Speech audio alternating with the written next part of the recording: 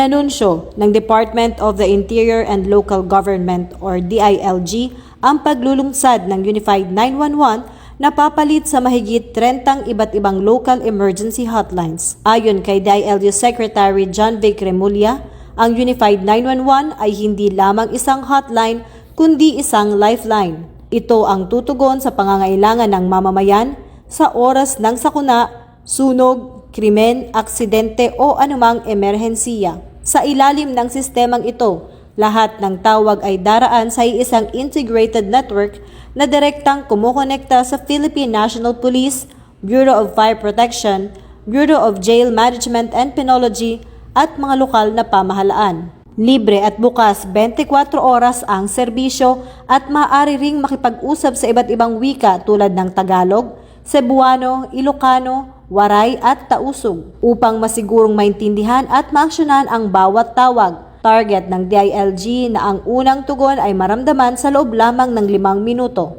Dagdag pa ng ahensya, ang Unified 911 ay konkretong hakbang upang matiyak na ang bawat pamilya ay mas ligtas sa kanilang mga tahanan, komunidad at sa bawat barangay. Isang katuparan ng layunin ni Pangulong Ferdinand Marcos Jr.